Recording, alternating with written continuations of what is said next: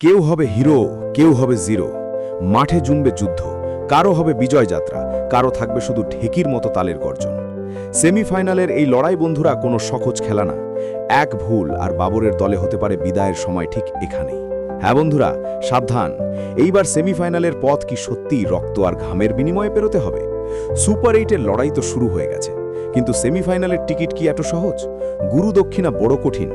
এই বিশ্বকাপে super 8-এর group কোনো সাধারণ ম্যাচের মতো নয়। ওদের বলা হচ্ছে গ্রুপ অফ ডেথ, মানে সরাসরি মৃত্যুর ফাঁদ। একদিকে আছে টিম ইন্ডিয়ার গ্রুপ, যেখানে জিম্বাবুয়ের মতো একটা দল আছে যেটা লড়াই তো করছে, কিন্তু আসল আগুন লেগে গেছে পাকিস্তানের গ্রুপে। সুপার 8 গ্রুপ বি, যেখানে চারটেই দল মূল পর্ব থেকে তিনটে জয় নিয়ে এসেছে। ইংল্যান্ড, নিউজিল্যান্ড, শ্রীলঙ্কা আর পাকিস্তান প্রত্যেকটাই আত্মবিশ্বাসে ভরা, প্রত্যেকটাই ক্ষুধার্ত, প্রত্যেকটাই সেমিফাইনালের দাবিদার। এখানে কেউ কাউকে 1 ইঞ্চি জমি দেবে না, সুযোগ পেলে সরাসরি আঘাত হানবে। আর হ্যাঁ, গ্রুপ বির প্রথম ম্যাচ 21 ফেব্রুয়ারি কলম্বোর মাটিতে শুরু হচ্ছে, অর্থাৎ শুরু থেকেই চাপ, শুরু থেকেই বড় ম্যাচ। মাহলটা একদম জমজমাট, এখানে কোনো স্লো স্টার্টের ব্যাপার নেই। প্রথম বল থেকেই একদম ফাটাফাটি ক্রিকেট হবে। আজকের এই স্পেশাল রিপোর্টে আমি তোমাদের বোঝাবো কেন এই গ্রুপকে মরণ ফাঁদ বলা হচ্ছে এবং কোন দুইটা দল শেষ পর্যন্ত সেমিফাইনালে পৌঁছতে পারে। চলো সরাসরি বুঝে নিই এই মহাযুদ্ধের সব হিসেব। বন্ধুরা, একটু ভালো করে হিসেবটা বুঝে নাও। সুপার 8-এ দুইটা গ্রুপ আছে, একদিকে ভারত, অন্যদিকে পাকিস্তান। কিন্তু পাকিস্তানের গ্রুপটা এমন যেখানে সব দল যেন ক্ষুধার্ত সিংহ। স্ট্যাটিস্টিক্স দেখো, পাকিস্তান 4 ম্যাচের মধ্যে 3টা জিতে এখানে এসেছে। শ্রীলঙ্কাও 3টে জয় পেয়েছে, ইংল্যান্ড আর নিউজিল্যান্ডও 3টে করে জয় নিয়ে আছে। মানে স্পষ্ট, চারটেই দল সমান সমান অবস্থায় আছে, কেউ কাউকে কম না। ভারতের গ্রুপে জিম্বাবুয়ে থাকার কারণে একটু ভারসাম্য দেখা দিতে পারে, কিন্তু গ্রুপ বিতে ভারসাম্য নেই, শুধু টক্কর আছে। এখানে প্রতিটা ম্যাচ হবে ফাইনালের মতো, প্রতিটা বল জীবন মরণের প্রশ্ন হবে। সেমিফাইনালে যেতে হলে প্রতিটা দলকে 3 ম্যাচের মধ্যে কমপক্ষে 2টা জিততেই হবে। কেউ যদি সব 3টে জয় নিতেই পারে তবে সরাসরি প্রথম স্থান, আর যদি সবাই 2টি করে জয় নেয় তখন শুরু হবে নেট রানের লড়াই।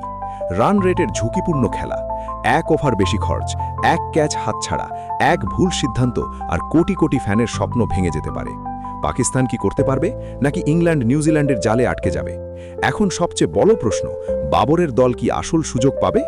ইতিহাস প্রমাণ করে টি-20 বিশ্বকাপে ইংল্যান্ড অনেকবার পাকিস্তানের উপর চাপ সৃষ্টি করেছে।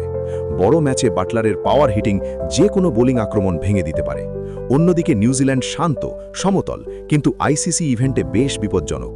বড় মঞ্চে তারা ভয় পায় না, বরং প্রতিপক্ষের ওপর চাপ তৈরি করে। পাকিস্তানের বিরুদ্ধে কিউইদের ঠান্ডা মাথার খেলা সব সময় চ্যালেঞ্জ হয়ে এসেছে। আর শ্রীলঙ্কা, কলম্বোর স্পিন পিচে তারা একদম আলাদা লুকে দেখা যায়। তাদের নিজেদের মাটিতে হারানো সহজ না। পাকিস্তান যতই আশা রাখুক নিজেদের স্পিনারদের ওপর, যদি লঙ্কান ব্যাটসম্যানরা টিকে থাকে তো ম্যাচ ঘুরে দাঁড়াতে বেশি সময় লাগবে না। পাকিস্তান যদি ইংল্যান্ড বা নিউজিল্যান্ডের মধ্যে কমপক্ষে একটিকে হারাতে না পারে, তাহলে সেমিফাইনালের স্বপ্ন শুধু স্বপ্নই থেকে যাবে। এখানে শুধু প্রতিভা দিয়ে কাজ চলবে না, এখানে সাহস দরকার, ম্যাচের টেম্পারামেন্ট দরকার, সঠিক কৌশল দরকার। সুপার 8 গ্রুপ এমন একটা অবস্থায় আছে যেখানে 4টে টিমের সবাই জানে একবার ভুল হলো তো সব শেষ। এখানে দ্বিতীয় কোনো সুযোগ নেই, এখানে আবেগের চেয়ে ফলাফলই বেশি গুরুত্বপূর্ণ।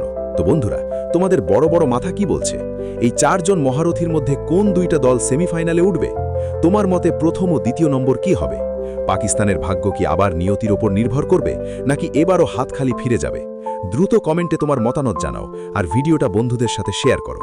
দেখো কার ভবিষ্যৎবাণী কতটা মিলছে। ঠিক বলছি, ক্রিকেটের সব বড় আর নতুন খবরের জন্য চ্যানেলটা সাবস্ক্রাইব করতে ভুলবেন না। ধন্যবাদ।